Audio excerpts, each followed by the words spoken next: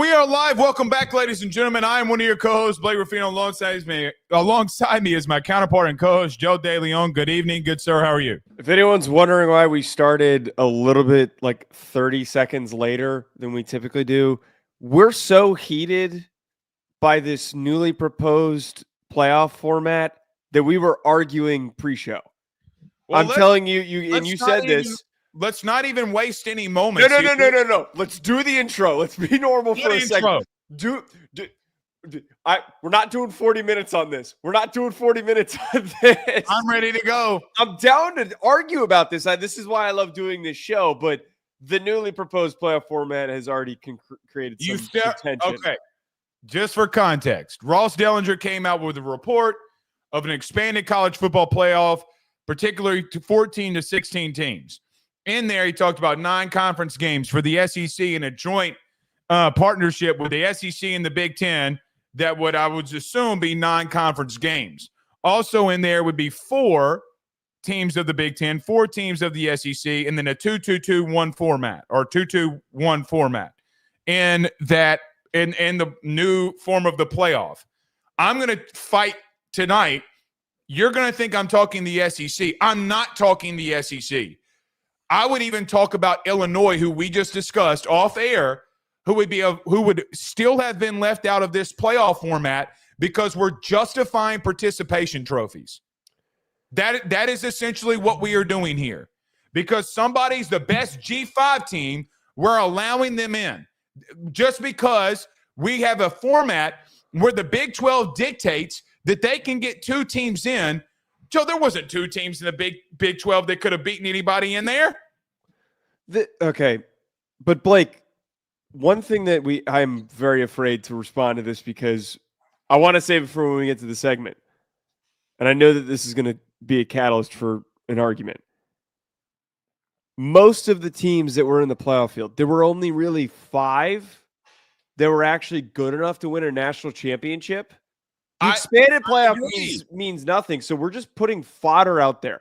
The back end of the top 25, any of those teams this year, and I think in the future with the way that the sport has been balanced the way that it is, the back end of the top 25, a lot of those teams are pretty even. The top 5 teams are a lot better than most of the back end of the top 25. No, that's BS because ask any head coach in the country if it helps recruiting and if it helps that you getting in there. You're still you're saying it's fodder. Tell that to the fan bases who literally beat the A's. Tell that to South Carolina today. Blake, that's not Blake. My argument's not wrong when Michigan beats Alabama in a bowl game. I love you to death. I love you to death. You got to stop with the bowl games when you have 2. You need to stop creating hypothetical situations for the SEC and saying that they're so much better than everybody. Even they lost to Illinois. They didn't lose to a Big 12 team. Their safeties, their starting NFL safeties, opted out at halftime. I didn't even say South Carolina. I didn't even say South Carolina. Stop. Literally, you guys at Notre Dame, you Notre Dame fans, would justify that Brian Kelly wouldn't get 10 wins in the regular season and he would use it for a bowl game. So it was shitty for Brian Kelly when he got his 10th win in the bowl game. Now all of a sudden bowl games matter. So You're taking this in a completely different direction, a completely different conversation, Blake. Blake, the whole point is that most of the teams that you're arguing about putting in the playoff are going to lose. None of them are going to win a national championship. Last night, and I quote, you stated South Carolina should have been in there over SMU. So why are you coming in here today and arguing me now? Because we talked about the 12-team format. We're talking about a 16 or 14-team format. It's completely different. Newsflash. South Carolina would still be left out in a 14-team playoff. Blake, here's what you're yelling at over this about is being completely missed. The other conferences have to agree to this. They're already taking a lesser opportunity to compete by locking themselves into 2 bids. They're not. No, they're not. Yes, they are. They can't have more than 2 teams in the playoffs. The teams that made the playoffs outside of TCU and the Big 12 in the last 20 years has been Oklahoma. That has been the list. You're ignoring Texas what I just said. You're ignoring what I just said. I'm not. The ACC and the Big 12 have to agree to something. They have to agree to not it. Have that much weight. They don't. The whole point of the article is that the SEC and the Big Ten literally are the decision makers.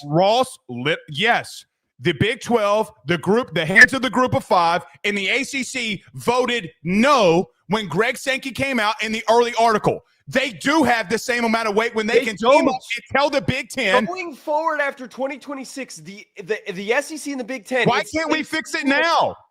Why do they have to have the same weight now? You have 2 more playoff runs that have to happen here. You're mixing 2 different conversations. You're mixing 2 I'm not. Y'all are so stupid to think that the 14 best teams shouldn't be in the playoff. Blake, again, you're acting as if the ACC and the Big 12 are having some significant control. The ACC, the SEC and the Big 10 are placating those conferences. They wouldn't agree with it. 33% of the teams in. Those conferences would never agree to a format that would effectively completely single them out and remove them from it. Which one of those teams this year is a bona fide national champion and has a national championship run that they can go and do?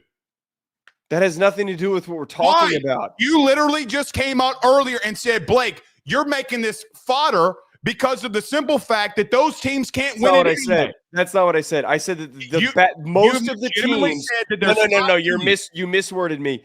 No, I did not. I stated, Blake, that most of the teams that are getting into the back end of the playoff are fodder. They're just going out there to play games. That's not what you just said. And what I am telling you, it doesn't have to be.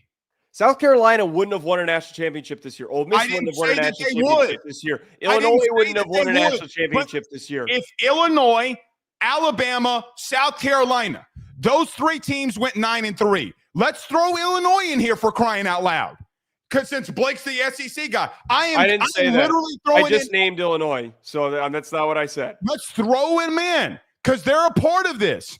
If you think for any minutia that they don't deserve to be in there more than these shitty-ass conference teams, I'm sorry, you're wrong. You are so wrong in this.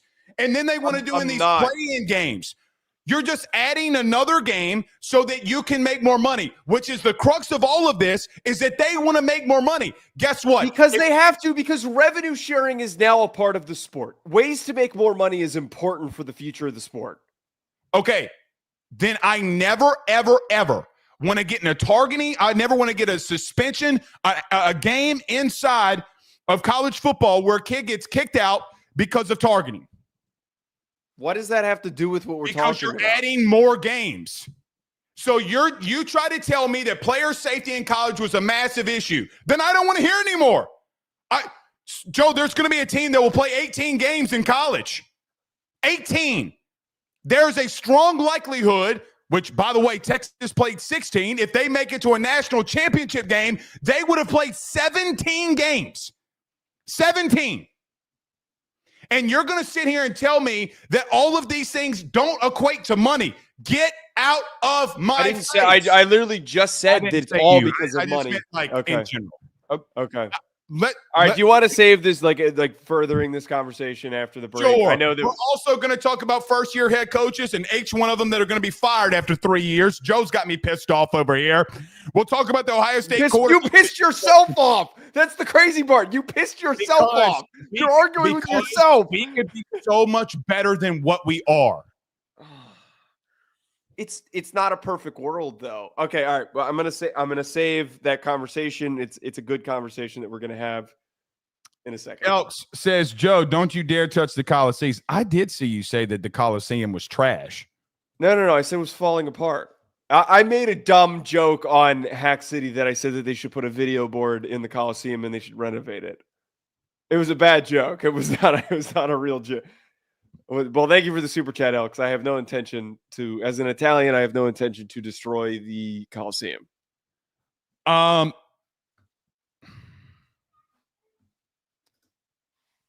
all things for you to say, put a video board in there when their stairs are falling apart. I mean, I do think that with monuments like that, you don't want to touch them because it's historic. At the same time, like, what if you had a fight inside the Coliseum and you could house people in there? Like, that would be sick, but it would be impossible. Could you imagine a UFC event inside the Coliseum? I mean, that would be badass. I just don't know if it's built to like hold actual people at the current moment to like sit in it. The cement's falling through. People can't walk in there anymore now. People they're falling through. Pets' heads are falling off. There's got to be a way to fix it. That's my hope. That's the way to fix serious it. way. They just don't want to. I mean, they're already doing it with the pyramids, and people are freaking out. All right, let's talk about our good friends. Oh, okay. So to pick up on our conversation, Ross Dellenger is reporting a new college football playoff format that's starting in the near future, but it's definitely being discussed. Multiple parties will be meeting in New Orleans in the next couple of weeks to talk about an expanded playoff of 14 to 16 teams, which I'm going to be quiet. But to quickly talk about this more, are you in favor of an expanded playoff and what some of the things that are being proposed inside of Ross Dellenger's piece? Or are you not a fan of what's going on here? I really quickly just want to go over some of the information that Ross put out into the article. So there's a lot of momentum for 14 to 16 teams being the new playoff field. The SEC would implement a 9-game SEC in-conference schedule. Their 10th game would likely be a agreed-upon game with a Big Ten opponent. It would grant 4 automatic qualifiers for each to the SEC and the Big Ten, 2 to the ACC and the Big 12, and 1 to the highest-ranked Group of 5 champion. I believe if it was the 16 team, we would have at-large bids. That would create room for teams in other conferences, or specifically the SEC and the Big Ten, if they had teams that were so good that we could see a conference with 6 teams in the playoff field. It includes 1 or 3 at-large spots, one of those intended for Notre Dame if it finishes ranked inside the top 14, a guarantee specifically designated for the Irish that is part of the college football playoff movement.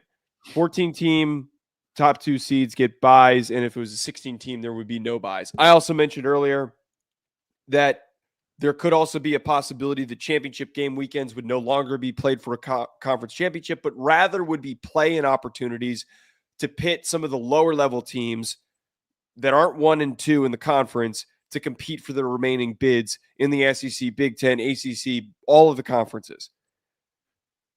I don't mind, Blake, some of these details that have been discussed for the expanded playoff. I think the way that this has been described makes sense, but I cannot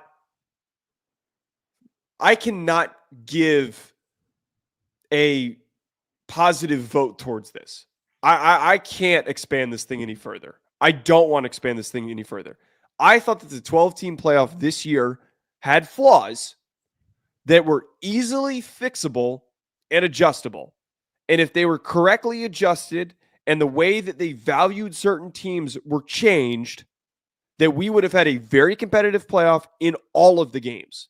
We were given a run-up to a national championship, Blake, that had a lot of very interesting theater for certain teams, for Ohio State, for what happened with them, for Notre Dame, for what happened with them, for Texas, for Oregon going into their first game. It was very entertaining, and I worry that if we start to go to 14 to 16, we lose some of that, and it ends up just being a bit of a joke because it's so far expanded. You can't even perfect a 12-team playoff. Right. Listen, we can agree to disagree. You can disagree with me on this, but I'm going to say what I got to say here. It doesn't solve the issue that most fans want. Most fans want the best teams in the playoff. Polls have been taken. People complaining about it on social media. It's what the fans want. All of this has to do with money. So it has nothing to do with fan experience, which would, by the way, make you more money if you listen to them. Why does the SEC and the Big Ten need to bow the knee? Just let me finish all this. Bow the knee to anybody. Listen, the simple fact that you had a champion go out there in a regular season and go winless against a conference And we're supposed to just say that I'm okay with automatic bids for anybody? Like, take the conferences out of it. You literally had teams that lost to worse opponents and lost to people who could have been in the playoff. Lost on field. And here was the justification. You can't leave out an SMU because they're playing the championship game. Well, what in the Sam hell are you doing with Clemson? Like, what? So basically what you are telling me is the game between South Carolina and Clemson meant absolutely zero. It means nothing. Why would it mean anything? Well, in the expanded playoff field, South Carolina would have a ton of value. No, they wouldn't, because you have 4 teams.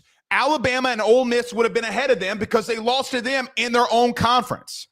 Like, no, it wouldn't. You're not so. Let's go to Illinois, Joe. Like, go to any of these teams. Go to any of these situations. Those teams lost, and we say because of your record, that ultimately determines if you deserve something. SMU deserves what exactly? Arizona State deserved what exactly? Blake, they almost beat Texas. They didn't beat them. Okay, Sorry, I think they that didn't beat them. But hold on. Okay. We're trying to sit here and justify because some little article comes out and we feel it's okay for whatever reason. No, you need to put the best 16 teams in here. And I've been saving this. Joe, you cover FCS football, do you not? Yes, there's automatic bids. Do the chalky teams still win? Yeah, North Dakota State wins it every single year. There's still automatic bids that go out there. And it wait. It never mattered. But those teams are more on an even playing field in the FCS than what the SEC and Big Ten go through on a weekly basis. Go ahead. The FCS has been I didn't mean to cut you off, but the FCS has been a very good example. Okay? No, it's not. Can I tell you why it's not? I see everybody saying it's a good example. The reason it's not a good example is there's a more massive gap when you look at SEC historically, Big Ten historically, and how these teams and games are run. It's the FCS, they have all the same issues. The Big Ten and the SEC are the top of college football. To say, and for both Tony Petitti and Greg Sankey, and I'm going to call them out on this. What do you mean you want to just get only 4 guaranteed spots? Why can't we get the best teams in? Okay.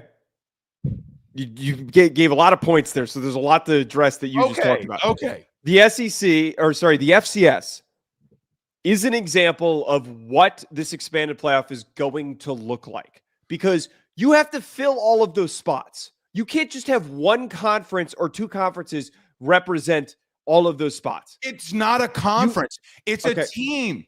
It's a team that you're leading out. I understand that, Blake. But the point I'm trying to make here is that outside of like 6 teams in the FCS, it's usually about 6 or 5, like we saw this year with the FBS.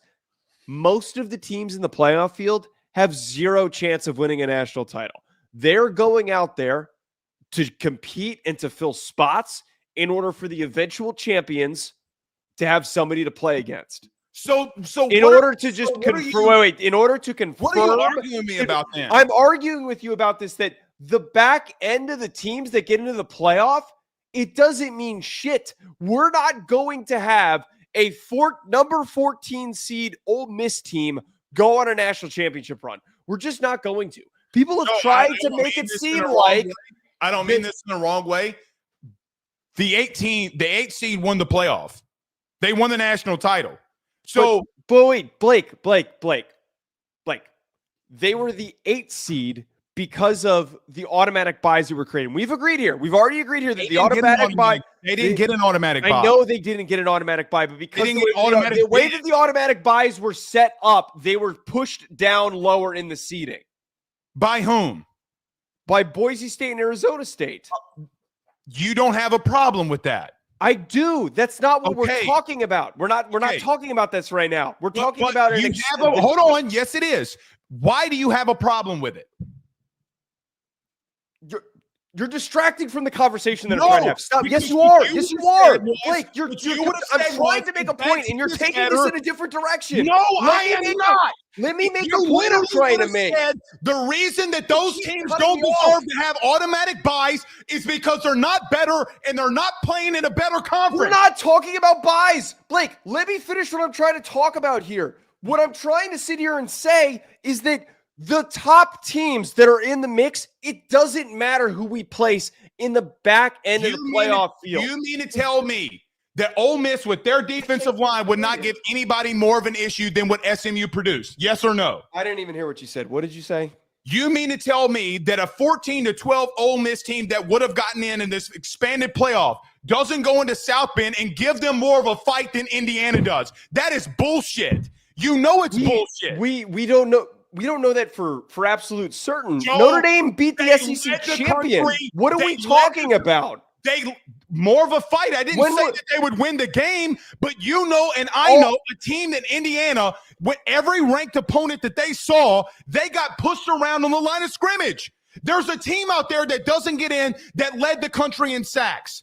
Stop creating a hypothetical situation that we don't know for certain. When was the last time Ole Miss played in the cold? Like, I don't think that this is as guaranteed as that they would have played them closer. Legitimately, y'all are so idiotic when you think over the last 20 years, when the SEC runs that bitch for 17, when's the last time they played in the cold? They literally have not. The Southeastern Conference doesn't play in the cold. Joe, Ohio State, the national champion, all of their wins, two of their wins, against the SEC in the last 20 years came this year for the first time. Hold on. They're 2-15 against the You're conference. just bringing up points that aren't a part of the conversation that we're having. Tennessee showed up and didn't have any energy because they've never played in the cold before. Did we talk about this? You talk about me changing the subject when you're talking about playing in the cold. No, we're talking about this right now because you changed the subject. I'm still trying to get to my point. Joe, you literally yesterday said that SMU should not have been in. Can you let me get my points in? Like, I'm just trying to make an argument. You keep just recycling the same point. I'm trying to say something here. Okay. Go. Blake, we're with this playoff field. Okay. It is being done. You're acting like that this is being driven by, and this decision-making is being done by the ACC and the Big 12. When in reality, and it's I very literally clear, just called out both commissioners for. Let me talk, please. I'm like, this is one of the worst shows that you've just not let me get a point in. You keep cutting me off. Fuck. I'm not trying to be a dick, but like, you keep cutting me off. Let me finish what I'm trying to say. Blake, the movement for this is being done by the SEC and the Big Ten. They're doing this because they want guaranteed 4 spots. Think about what you're arguing for here. You're arguing for the fact that both of the best conferences, that them having 4 spots is not fair to them. That's what you're arguing. No, you're right. The simple fact that the commissioners are agreeing to only 4 if they ultimately dictated, why should they agree to 4? They shouldn't be. They're doing that because it suffices everything and everybody gets what they want from a money side. That's what they're agreeing to. You mean to tell me that Greg Sankey, who went out on Twitter and bitched his ass all the livelong day, we should be in, you're going to justify 4 teams guaranteed to get in there? No, what they're doing is because if we have a bad year, we can get 4 teams in no matter what. Instead of just saying, hey, guess what? We had a down year. Who gives a fuck? Let's literally get the best teams in there because, again, you're still going to justify putting 2 Big 12 teams in there. You just saw it with the ACC. You literally just saw with it lists with the ACC. By the way, guess who the second team in the Big 12 would be? Who would it be? BYU. It would be Iowa State. BYU. No, Iowa State played against Arizona State in the Big 12 title. I'm just throwing them out there. Okay. Would they not be there if they played it right? I mean, it would have been one of the two. But Blake, my problem with the argument that you're trying to make here, I'm not disagreeing that the level of competition, that has never been my argument. The level of competition in the Big Ten and the SEC is far better. And there's a reason why the other conferences gave up the decision-making power to those conferences. It's why they gave up the power that those conferences have been afforded to have 4 spots in this newly projected plan. If it goes 16 teams, which it probably will go to 16 and not 14, the remaining at-large bids are more likely than anything to go to SEC and Big Ten teams. So at the end of the day, you're probably going to end up with 5 Big Ten teams and 5 SEC teams, maybe 6 SEC teams and 4 Big Ten teams. They're still going to dominate the playoff field. You said what I brought up to you before the show and at the beginning of the show, which is the truest part about all of this. This is not a situation where you can just make these decisions and place them out there without agreement from the other conferences. You have to, if you're going to have this much command over the playoff format, and if there weren't automatic spots, then the rest of the conferences would be completely taken out of and removed from competition. Let's go to 14. Hold on. Let's go to 14 then. But I just did the simple math. You ready? Before I end it here, let's do simple math then. 4 from the Big Ten, 4 from the SEC. That's 8. Let's go to 14-team playoff. 2 from the Big 12, 2 from the ACC, and a group of 5. So again, you're not justifying the teams that were outside looking in who will not be there. Illinois, South Carolina doesn't get in there. The teams like SMU still get in there. So again, we can argue about those teams needing participation trophies to get in the playoff. You can have whatever belief you want. What I'm telling you is in 2 years, 3 years, when this gets implemented and you're looking at the first round, you're like, this is dog shit. And I'm telling you, I told you not to let fucking SMU in there. I told you not to do it. Okay, the biggest issue with this, and that you have completely misunderstood the main point that I've been trying to drive with all of this, is we are yelling and we are fighting.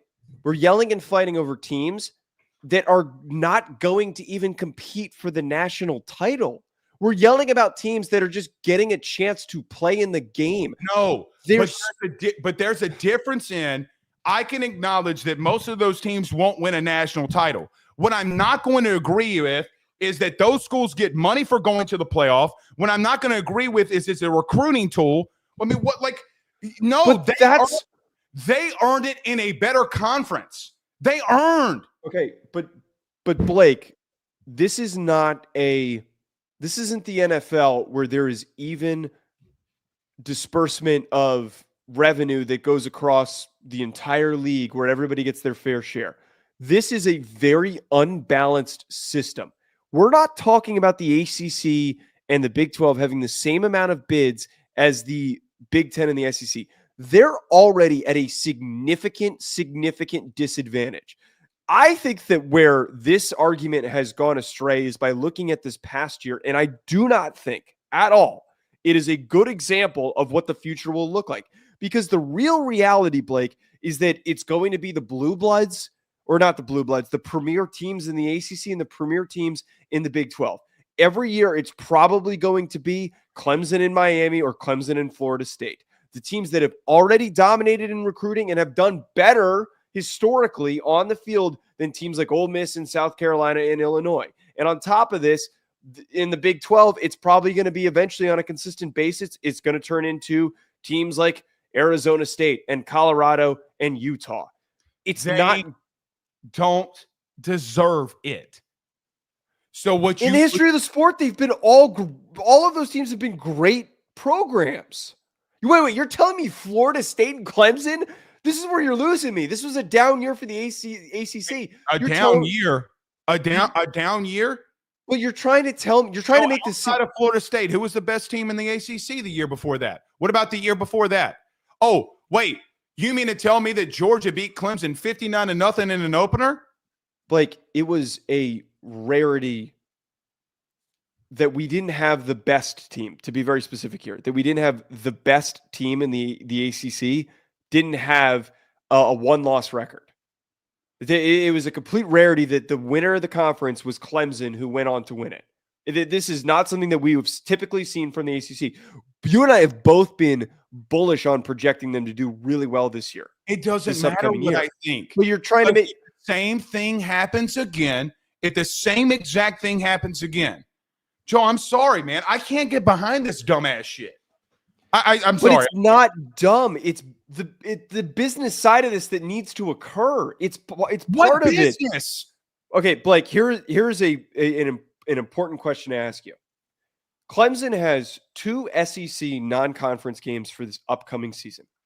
Say they have a really good ACC year. They go undefeated in ACC play. And in your world, in a 16-team playoff, there are no automatic bids. It's just the best teams get in.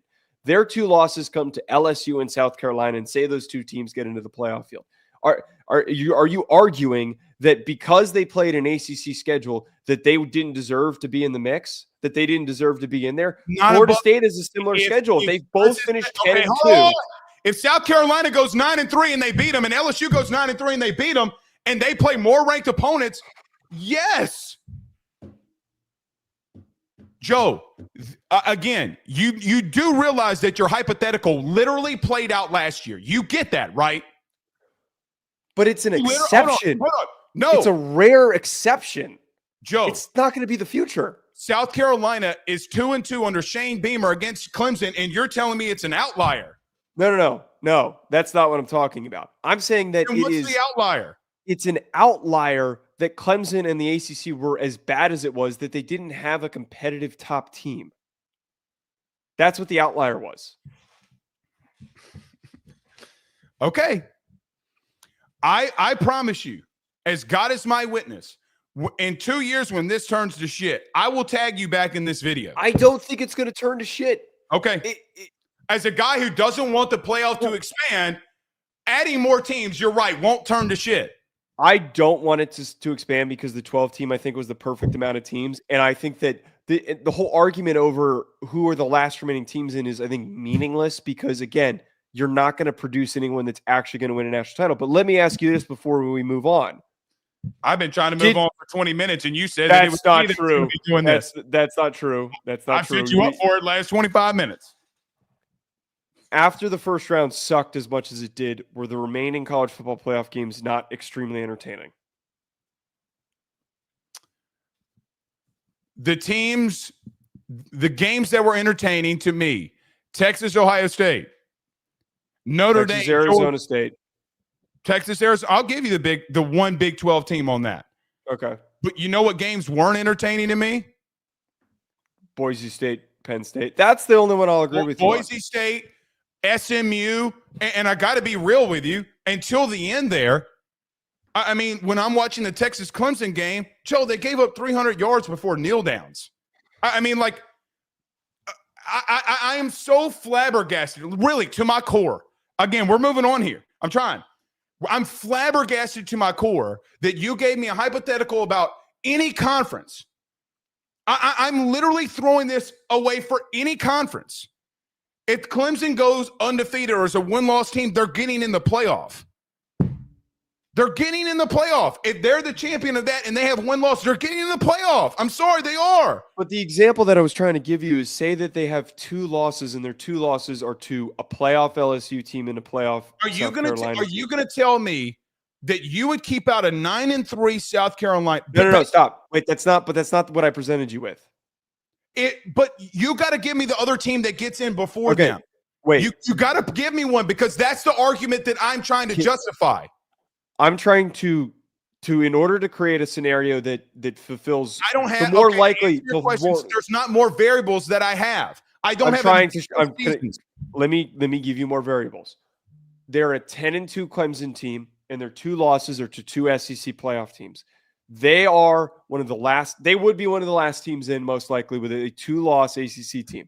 They would be in the discussion with a 9-3 SEC team. Are we really going to put that into the frame of, just because they lost their 2 ranked opponents, that we have to, and they were close losses theoretically. SEC or Big Ten team beat one of those SEC teams that were above them. So, for example, if they lost to LSU and LSU lost in the non-conference to whoever, would I really say, well, I mean, shit, one of LSU's losses is to them. Like, I give you the South Carolina scenario because they would have been 10-2. The thing I bring in is their quarterback got injured in the middle of the game. Okay.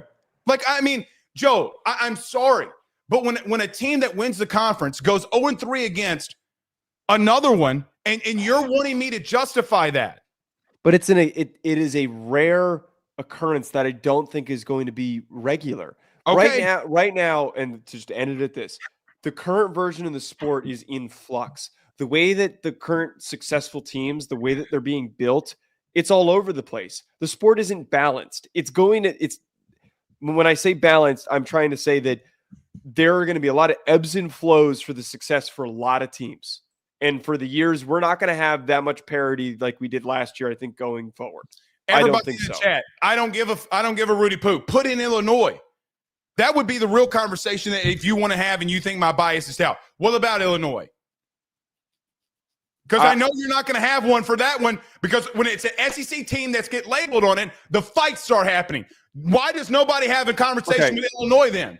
Well, but because the problem is that Illinois' schedule was incredibly soft. It was equally as soft as what Clemson's was, but there was proof to show that Illinois was a good and competitive team. The same argument could be made for Arizona State. Arizona State had a really shitty resume, but they were a good and well-coached team. Okay, well, I got to ask you a question. You've been asking me questions all day. Here's my final question to you. Okay. So did the Clemson and South Carolina game this year mean absolutely nothing to you? It meant something, but that wasn't why Clemson got in. Clemson didn't get in because of that. They got in because of the ACC because of participation, because we're trying to include everybody. They got in because they won the ACC. Exactly. Thank you. You're right. If they weren't in the ACC championship game, they were out of it. Again, you're right. Let's move on to the next topic. Otherwise, we're going to keep talking about this. First-year head coaches in college football. There are some 4 big names, really 5 big names that I'm sure we'll discuss here in the first-year head coaches. None bigger than probably some of these reunions we got with guys like Scott Frost. But we're going to start off, Joe, with Rich Rodriguez. The people of West Virginia love me. So here we go. Let's talk about Rich Rod in West Virginia in year 1. I completely forgot about Scott Frost, by the way. That's going to be a fun one to do. I love doing this segment because it's always been a fun way to kind of reintroduce ourselves to guys that are stepping into new situations. To be really quickly frank about this, I don't think West Virginia is going to be very good this upcoming year. I really don't think that they're going to be very competitive in year 1. What? Okay. They lost their best player, Wyatt Milam, to the draft, who was a tremendous offensive lineman. They have the 57th ranked portal class. They lost 22 guys. They added 27. Our lads projects that they will have 13 portal starters. 3 of them are on their offensive line. At quarterback, it's projected that Jalen Henderson is going to be their starter, who's transferring from Texas A&M. I just have a lot of pause looking at how much turnover this team has. And I know a lot of people, it's very quick, Blake, to do the whole, hey, look at what Kurt Cignetti just did. Look at all the portal guys that he just brought in. He brought in a bunch of guys with him from his former team. I don't think that West Virginia has Indiana-type momentum written all over them. They don't feel like that to me. This feels like a multi-year project that is going to take some time before it continues and returns to a competitive level of play. I fully agree with you there. They're going to have to rebuild this and very, moderately quickly. Look, the big thing with West Virginia, too, outside of how bad Garrett Green was and how bad they were at quarterback, and even though everybody yelled at me and talked about my children and all that, here's also the truth. You got absolutely abused on the line of scrimmage. That takes time. You can't do that in a portal hall. You can't do that in an offseason, not to where that you want to go. Look, the argument from West Virginia fans when they got onto me about Garrett Green was that he didn't have the time. Well, that doesn't get changed in offseason. Now, philosophies will change. Listen, Rich Rod, for me, Joe, don't go so bad. Like, try to be right at or above 500. I have 0 expectations for them in year 1. 0. You got to let the man cook. You got to let the man build. You're right. There's a lot of turnover in West Virginia. And I know that they're yearning for a champion here. You're going to have to be very patient. Rich Rod will get you there, but you got to be patient and let this man build. And, by the way, here's another thing. You got to fund him through NIL. The rebuild is not his and his alone. The game has changed. So I think that that's a vital point that needs to be thrown in there.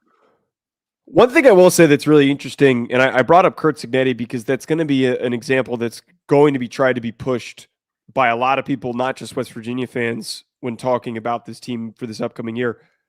They brought in a lot of G5 guys. that is a very volatile way to build a roster. It is not a clear indicator just because there was one successful example that you're going to hit the ground running. They're playing in a conference that does allow for them to have a lot of coin flip close games as long as they're in it. But I just don't see, looking at this team, pulling guys from Akron and bringing as many guys as they did from Jacksonville State. And guys like, I'm seeing players coming in from Eastern Michigan and Wyoming and South Alabama and UTSA.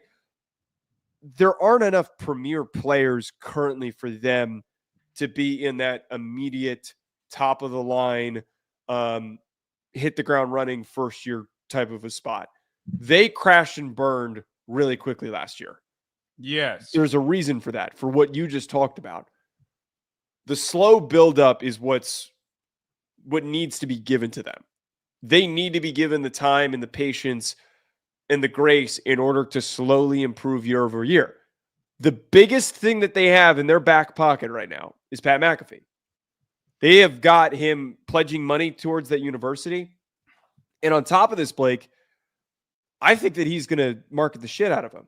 I mean, it's his former coach. There's Pat White's joining the coaching staff.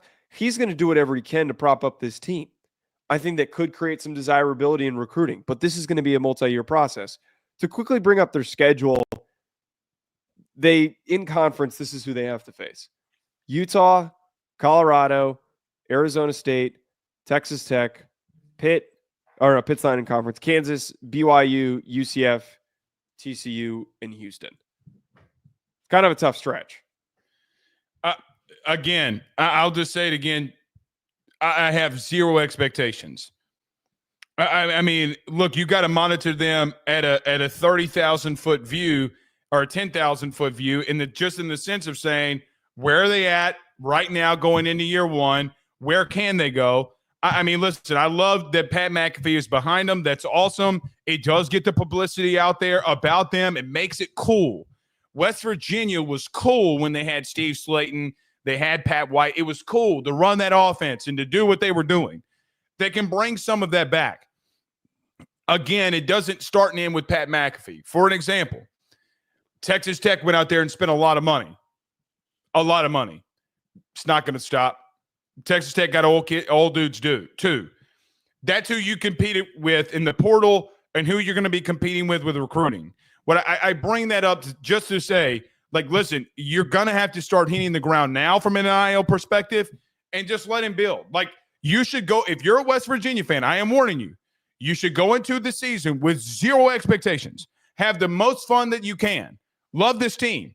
Because, listen, could you do Kirk Cignetti? Sure. Again, as Joe said, it is an outlier. It 1,000% is an outlier. You don't see it like that every day. I mean, the only guy that I remember that came in and turned a team around from a losing season to undefeated was Urban Meyer at Ohio State. This isn't Ohio State. No. This is NIL portal. There's a whole lot more going on here. We'll see, man. We'll see. I love the hire, though. I do love that Rich Rod is back. I love the move. All right. Bill Belichick. Oh, I thought I thought we were doing this the way that we always did it in the past, where we only talk about one school, and then we save it for the next show. We do the next school and the next show. Oh, I got 7 coaches here. Well, you're prepared for the next show. You want me to tell you the coaches I have? Who did you have right now? Gary Odom, Scott Frost, Dan Mullen, Jack Dykert. No, because remember the way that we did the first 7. There we go. The way that we did it the first 2 years is that we would do 10 minutes on. I mean, we went long enough on Rich Rod, though. I did want to talk about this Ohio State. Okay. Well, we've been so thrown off kilter with the playoff thing. I knew that this and you was sent happen. me the link, and you're talking about all these first-year head coaches. I'm just thinking to myself, I literally looked at my brother and sister-in-law who are staying here. I'm like, oh, Joe's getting frisky tonight. Like, we got to get moving here. All you right. should have texted me. I would have told you no, because that's a shitload of work. I appreciate you doing it. You're ready. 1, 2, 3 pages of coaching notes here. Well, you're going to be insanely prepared for when we do. Well, now I could just add on. That's all that means. Okay. Yeah, Bill next time. All right, here we go here.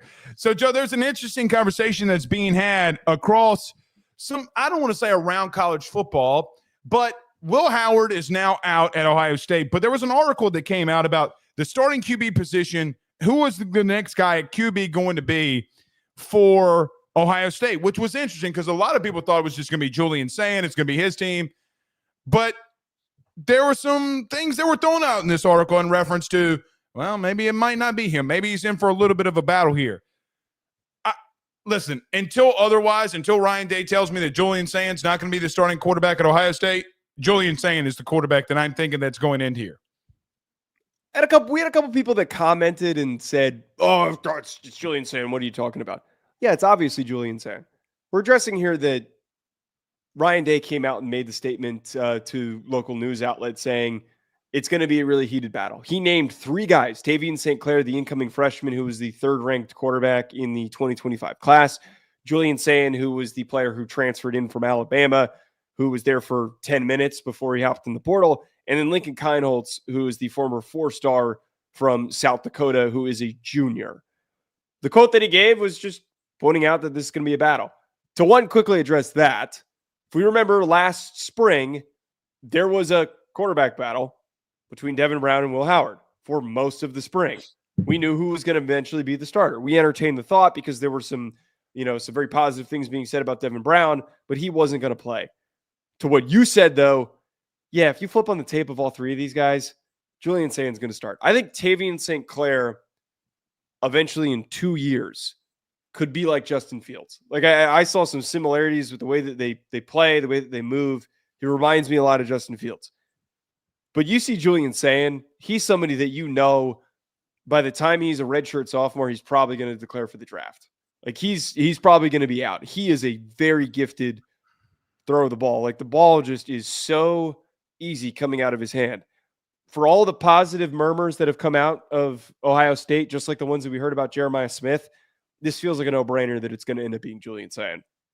I mean, listen, there are multiple layers when you talk about a first-time starting quarterback. Have 5-star quarterbacks failed before? Yes. I mean, Joe, we literally saw one in Quinn Ewers, right? Like, I mean, I don't know if Quinn Ewers failed, but I mean, the way that it feels to me is that he didn't live up to where the number 1 overall ranking, right? Like he didn't live up to that. Julian Sand is interesting. The layer that I would say is, listen, you got to make it an open competition for everybody when you have this situation. Like you can't go out to Julian Sand and say, "Hey kid, you're going to start." Like, I mean, like, come on, you're going to start. Where's his drive going to be? Right. I mean, there's a lot that he's got to take in here. The way that process happens is you tell the kid, "Hey, we're going to have a battle here." And then it's a battle.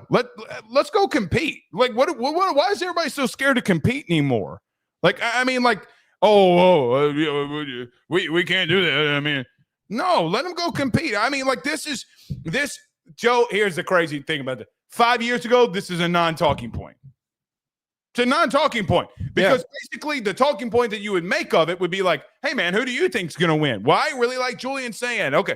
Now the talking point is that, they have to give it to him. They ain't got to do shit. I mean, Ryan Day, who just won a national championship, has not got to do shit.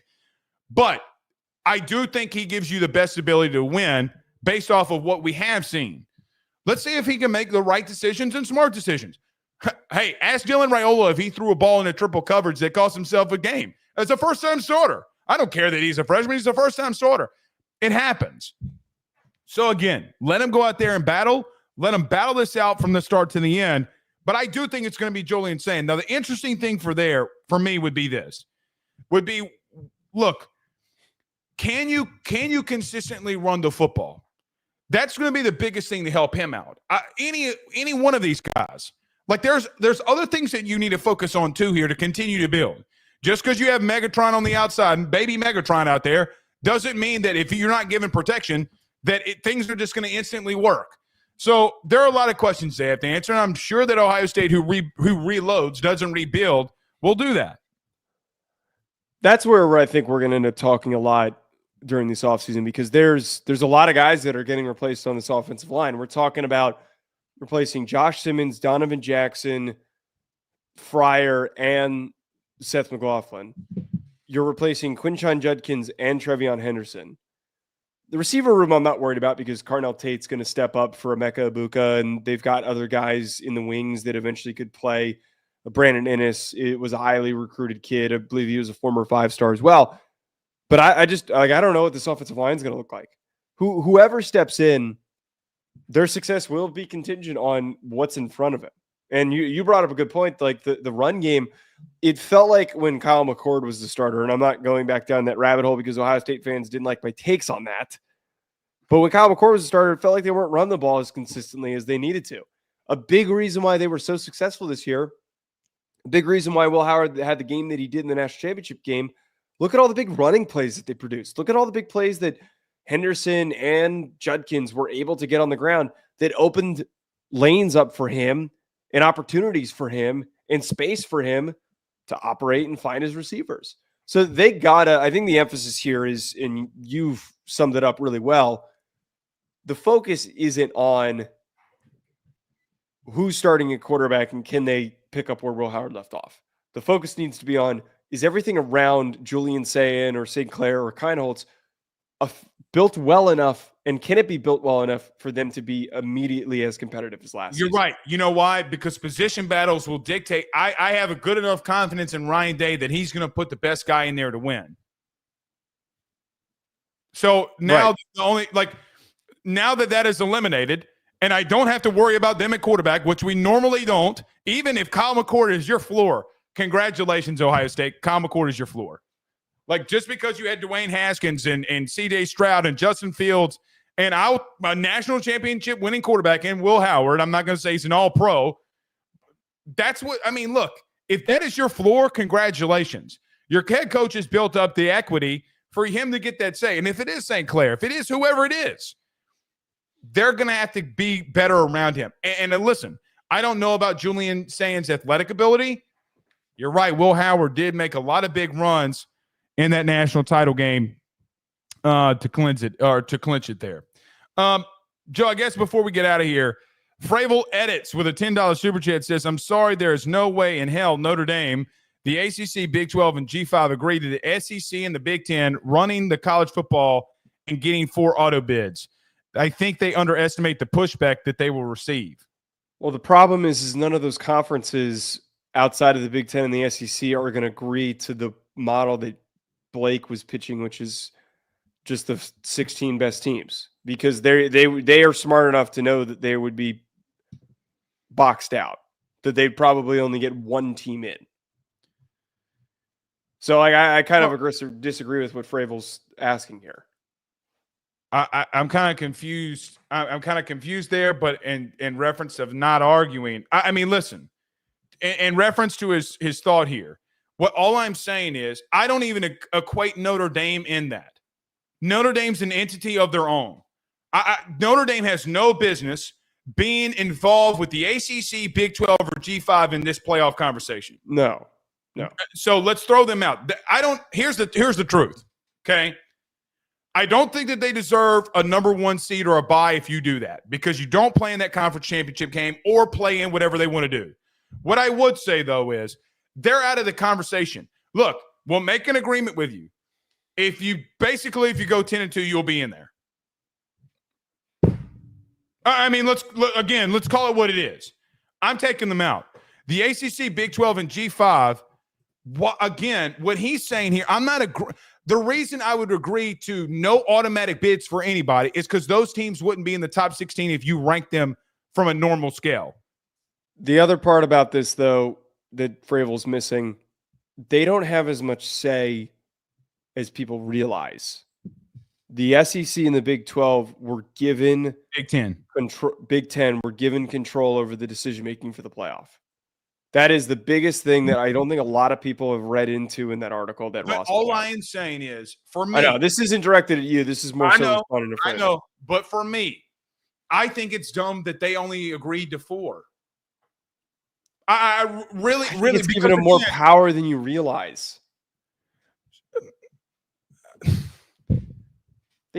They have 4 compared to 2. Joe, they got a better teams in the conference. I mean, again. Then they claim the at large. Let me tell you this. There will be a day where I don't know if Notre Dame ever does this. Okay. If your team was in a conference, I know that you would be fighting different. I'm telling you, I know that you would.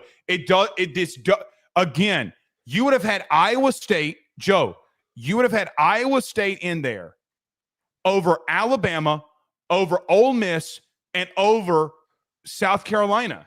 I would argue if I don't have a conference affiliation for my fan base, wouldn't that make me a less influenced observer of this situation? No, because you're not in it. I am in it. Well, with all due respect, no, you are not. Even if I wasn't even a Notre Dame fan, if I'm just an outsider looking at this, I'm trying to look at it as objectively as possible. That's the whole point. My whole point is I'm not okay with and I see the $20 super chat here. I'm not okay with leaving a team out that went 4-1 in their last 5 games and all were ranked. I'm not okay with that. I'm not okay with it. And because of when you play teams, that doesn't change. I don't want to rehash this. People forget how much say Notre Dame had on the 12-team structure. I got to be real. Warbrick was the creator of it, the former AD. Correct. He also says a world where Notre Dame can get left out due to conference affiliation isn't college football anymore. Well, then join a conference. They're not going to leave you out. The simple nature that you were going to throw Notre Dame in there, Notre Dame doesn't – again, how are you going to dictate anything when you're not in a conference? So I don't want to really hear that argument at all. Yeah, Fravel, I'm sorry, but I don't know why this was being made about Notre Dame. I think that Notre Dame is ultimately the biggest winner out of all of this because literally I read this before we close out. There was a line in the article. It includes 1 or 3 at-large spots, one of those intended for Notre Dame if it finishes ranked at the top 14. They just have to be in the top 14. They're the only team that satisfies what you pitched, Blake, which is they just got to be there, and they get in. These automatic qualifiers, though, okay, if it's 14, very quickly, 4-4-2-2 G5, there isn't a spot for Notre Dame. No, it's 4-4. 4-4. If a 14-team playoff happens. plus 2 is 12, plus G5 plus 1 is G5 plus if Notre Dame is good enough to go in. Right? I mean, they would get that last spot every time, regardless of how high they are. As long as they're in the top 14. There'd be one spot. Which is why I don't think it's going to go to 14. I think it's going to go to 16. I hope all of everybody who's involved in this drinks bleach. Okay. See y'all Wednesday. Peace.